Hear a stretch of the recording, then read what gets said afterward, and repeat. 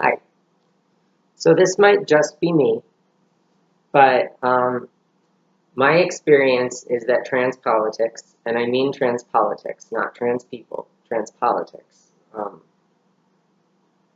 the way that we as a dominant culture think about gender through the lens of transgenderism, is very erasing, I think, to to a lot of things, but I've really felt that it was erasing to my experience as a female body and as someone who is assigned to be a female person. And I've had a really hard time talking about that, finding space to talk about that because it's so hard to say, hey, I'm experiencing this or this or this because I'm a female when everybody in the space could be a female. Like everybody, it's all about, identity politics creates this kind of condition where you're a female if you identify as a female. And that was always really problematic for me because everything that a female is, the construct that is female is hard for me to attach myself to because it's so interwoven into gendered concepts of what it means to be a woman. And for a long time, I just like couldn't get over that. And so when I'm in a space with people who feel like a female deep down inside, or whatever that is, I mean, I had that narrative for a while too, I think, where I was like, yeah, I'm a female, but deep down inside, I'm a male. And I knew what I meant when I said that, and there were some people who knew what I meant when I said that, but I'm not a male deep down inside because these gendered notions that I feel are gendered notions. They're not. I'm not some other body than I was supposed to be. I don't think, and that can be really confusing. When you're wrapping up these concepts all into one ball like that, and you find that you belong to pieces of it, but not other pieces. Um, I found this deep down inside argument that the trans movement has to be really, really, really damaging to the history of gender oppression and sexual oppression. Um, I had to sit down with myself one day when I was considering detransition and think, I've been saying that I feel like a man for years. So what does that? I mean, what does that mean? Um, and then I realized, to feel like a man could, it's got to be so many different things. Like, it can't be this feeling that I have of feeling like I'm more butch because anybody can be butch and anybody can not be butch. There are definitely men that are not butch.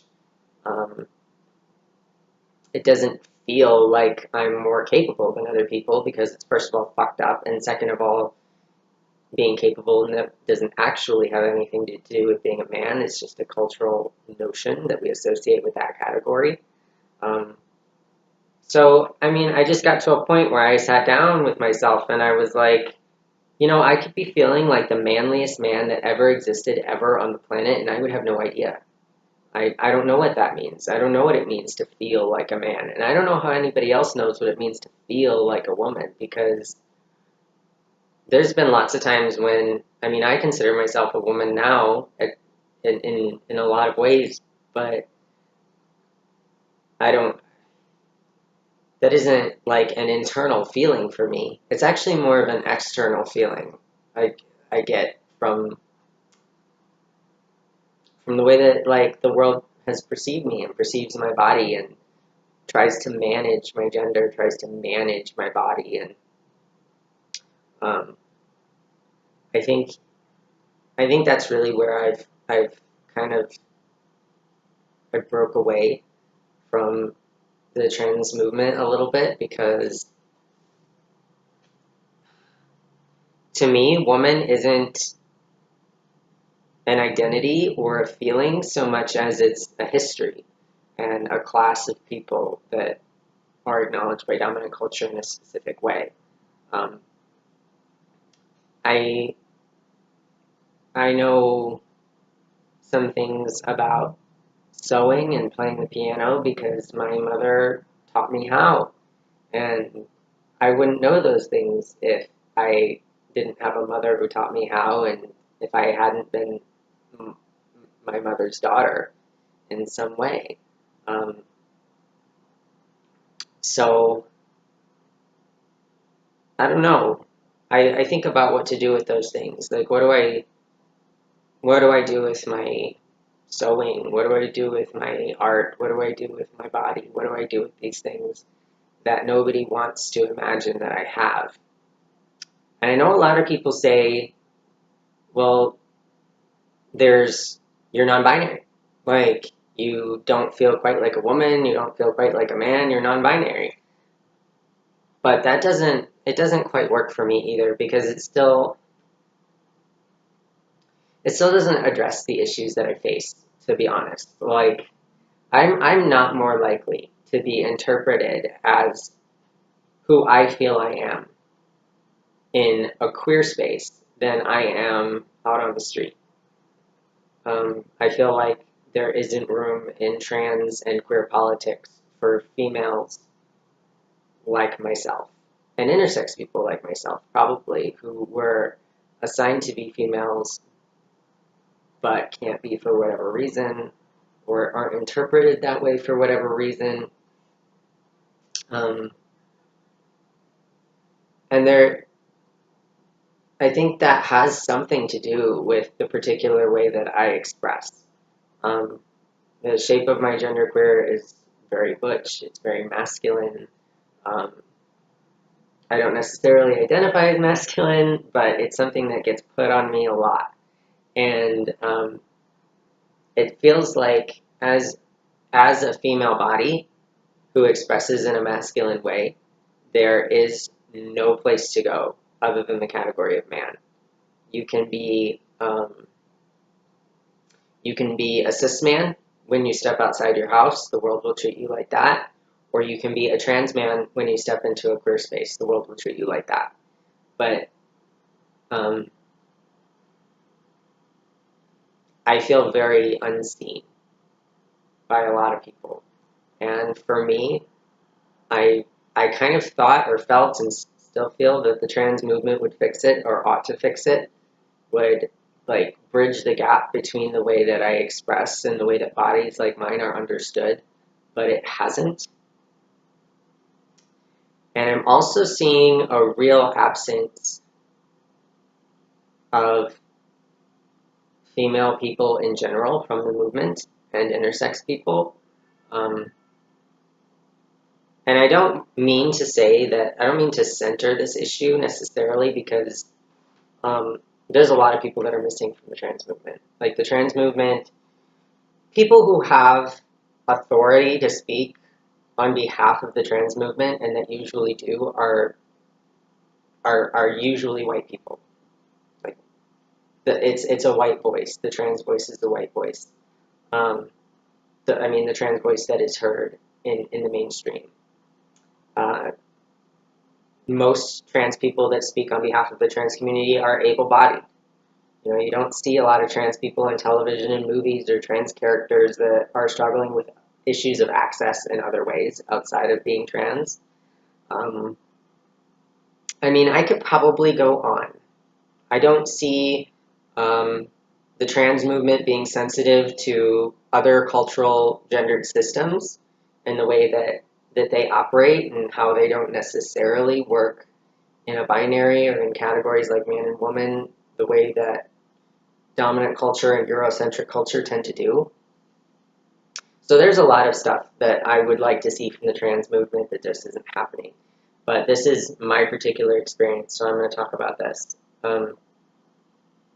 It really bothers me that I can't Google transgender or transgender model or transgender CEO or transgender anything and come up with somebody who is both female and trans. That almost never happens. It almost never happens that someone in the mainstream comes out of trans and exists as a role model. Trans bono is one that people talk about a lot, but there really aren't very many.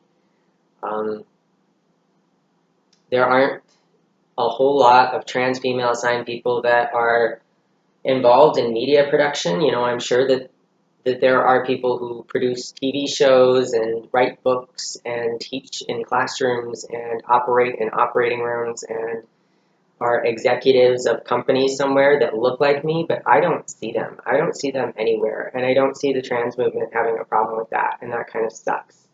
It also feels like narratives around what it means to be trans center on the experience that a trans person would have if they were assigned to be a male, which I know that's touchy language that I'm using, but so for example, before I came out as trans, when I was a teenager, I used to go around telling people I'm gay because I'm attracted to, I'll get into that another time, I guess, but I'm attracted to other females. And I would tell people that I'm gay, and sometimes people would respond, "Oh, you're not gay, you're lesbian, because you're a girl." And I'd be like, that sucks. It sucks that, like, everybody else, like, they get to be gay, and that's not my word. Like, people call me that. I don't understand why that's not my word. But the exact same thing happens when I tell people I'm trans. When I tell people I'm trans, maybe especially because I look like this, I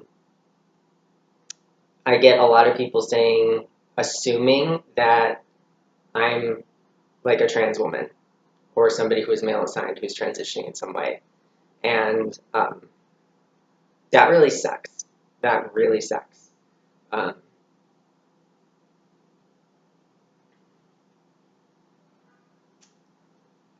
It's really hard to talk about this too in trans spaces where, you know, you want to ask the question, like, why are trans people always male assigned? Why are they always women identified? Why are they always like these two things?